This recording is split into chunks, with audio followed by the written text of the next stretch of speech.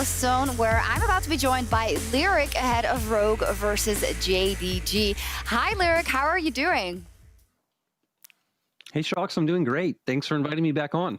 No problem. We were, really enthused by your interview we had a couple of days ago. First off, let me just put a general feeler out. How are you feeling about the LPL in general after the games we've seen? I mean, after that Suning game earlier, how can you feel anything but great?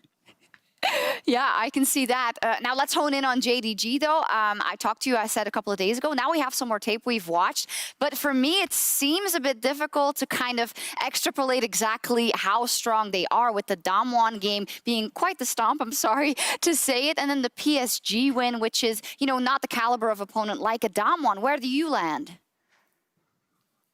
So I definitely agree. I think it's kind of hard to judge where they stack up against the world's best. The Damwon game was pretty much over at level 1. But the thing that was really cool seeing them against PSG was the strategy they brought out. They picked a bunch of champions that were great at diving side lanes, the Echo, the Sylas, the Pantheon. And that was a bit of a new strategy that we hadn't seen them do in the LPL. So I'm really excited to see JDG going forward.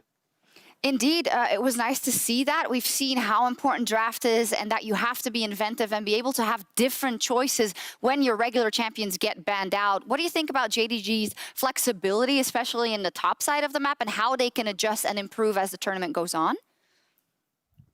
So JDG were a bit lucky that they got to play the mid-season cup, because when they went there, they got a bit exposed. They actually got shut out by FPX 3-1, and they had to re-examine their picks. Zoom wasn't playing Renekton. He wasn't playing Wukong. Their bot lane wasn't playing Ashe. And that tournament showed, going into LPL Summer, that they were able to adapt, pick up new champions, and pick up new strategies. So I think at Worlds, it should be no problem. That's great to hear for the LPL fans out there. Now we're about to jump into Rogue versus JDG. Stylistically, it's quite a similar matchup. You can both describe them as kind of the brain teams, right, who think about the game very strategically. How do you think this is going to play out? Oh, I think this one's such a fun matchup. Like you just said, they're both a bit more controlled. They play for those later game team fights. The big difference for me, though, right, is both teams get pressure from different areas. We see Rogue look a lot towards their bot lane, which is why we've seen them playing a lot of Kalista. But for JDG, it's all about the top side, right? They've been putting so many resources into Zoom, and I think that's going to be a great place for them to take this matchup, with Zoom going up against Finn. Yeah, I mean, I like how you put that analytically, but let's call a spade a spade. What is Zoom going to do to Finn in that top lane? I don't know if I feel comfortable saying it for all the EU fans out there. It's fine. I feel like Zoom's going to get his glass of wine and his nice steak that he's known for in the LPL. I love it. I think maybe Finn can use some of those after the game as well. But we'll see. I'm not throwing him under the bus just yet. Thank you so much, Lyric. Good luck in the matchup. Yep, thanks for having me on. I just said good luck in the matchup like he's playing, but I guess when you're a caster, you kind of have some skin in the game, am I right? Yeah. So very interesting there to hear about JDG. What are you laughing at? He's gonna have a steak in his wine. He's gonna absolutely eat Finn.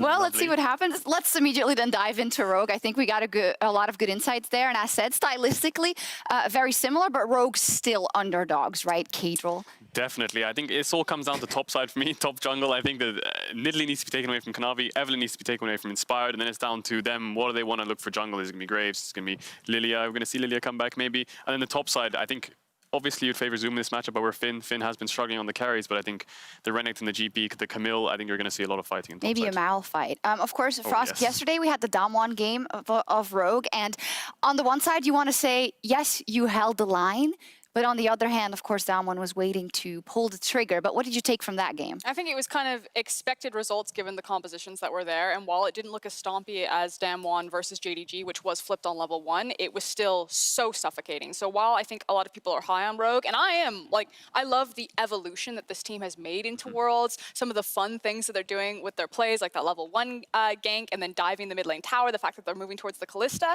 I still have them as pretty big underdogs here. And I think EU fans might be a little bit surprised by that, because there is a lot of hope around Rogue right now that they've had a solid showing, simply because there's not enough exposure of JDG and how dominant that team can be. Yes, and let's look at kind of the challenges that Rogue is facing. And now I'm going to put your coach brain to work and your pro player brain to work, because we know that there's a glaring issue in the top lane. We know that this might be very tricky for Finn. How do you work around that as Rogue?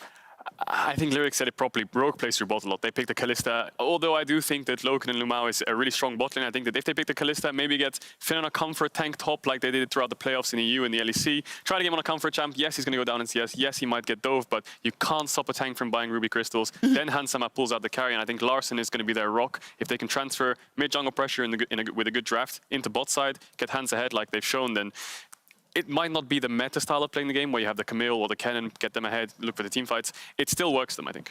I think that Damwon have created the blueprint on how to really deal with Rogue's top side of the map, which is the AP top laners, in that you can't really play a super safe tank up there if the Orns and the Shins are disabled from you. Like his other big go-to was either the Scion or the Malphite, and instead, because it's an AP champion that he's facing, Malphite loses a lot of value there, so he went towards the Gangplank, and then you can set them up for potential dives. So I think if Zoom goes that route, that's the route to go for. If Zoom does a more traditional, AD champion up into the top side, then hopefully, like Caedrel's saying, Finn can play weak side and grab one of these tanks that he's shown success with, like the Malphites, like the Scions. But I kind of feel like if people are paying attention, the draft has been set up there. Yeah, and I think Finn will be fine in a way if Rogue play around it properly. I think the last time we saw it, there was a split map. He got Dove level 3, and then he was kind of out of it. So if Inspired can just use a little bit of mid-jungle pressure topside, get him some vision, yes, he'll get pushed in. Yes, he might lose a few plates and lose some CS, but if he's safe and their JDG's whole game plan into top side doesn't work out too well, they don't get too much of a gold advantage, he doesn't lose his tower, then I think just playing into bot side, get hands ahead, and then swapping him out into top side so that Finn is out of his lane. Maybe if he's playing GP, he can play weak side with his ult to catch waves, or if he's Scion, just maybe sit under the tower and die for the waves if you have to. But I think that swapping the bot to top side is one of the key things that Rogue needs to do. Yeah, I actually really want Rogue to play a bit more of the early game with the Kalista that they've got, but more so in the jungle. They've had the Evelynn and the Hecarim picks, and those still need to have multiple rotations through your jungle before you can get the breakpoint of the itemization of either having the Death Cap or the Trinity Force, depending on what champion you're playing, obviously. But like, if the map is going to get split on Finn and they are going to set up a dive, Inspired needs to be on a champion that can play towards his Kalista, his Nautilus bot lane, and also try to counter that dive or answer, which is going to be tough against Loken and Lumao. They are no slouches in lane. Yeah, because last time we saw it, he was playing the Hecarim Inspired. He couldn't cross map because there was too much bot and mid push. He couldn't get the jungle camp, so he fell so far behind. Then he saw later on his bot side jungle was dominated at level 4 by the enemy support jungle. So slow loss, basically. Exactly. Yeah, they were kind of bleeding out. So I think that cross mapping when you need to and dropping Finn when you have to, if they do play in top side, or giving him a little bit of vision, make him feel a bit comfortable. Maybe he has to use his TP to lane. I think if Zoom does get TP advantage, and then they get TP into bot and Hans and Vander fall behind, it's going to be a horror. Yeah, it's just a lot if they're aware of it, I'm sure it'll be fine. There's a lot of ifs and buts and maybes and all like it's a painful game for me right now, because like now I finally have my LPL babies and my EU babies. You gotta pick. You gotta choose. Pick. None more of this stuff. But the thing is that like I want this game to be close, but I still feel like I really want JDG to show the world that they should be in the conversation of favorites, because right now Damwon have just taken off. And we see TES and DRX at the back half of the day, and so people are all on them. But I really want JDG to make a statement with this game, but I also want Rogue just to survive. Well, no matter how we turn, this is going to be the most important game we can watch in terms of really seeing how it lies in this group and who is the strongest, or who are the strongest teams. And we'll see if Rogue can pull off a massive upset here on day 3 as they take on JDG. Okay, JDG after the break. It's all good. Nothing happens. I don't know what you're... Caedrel's going backwards.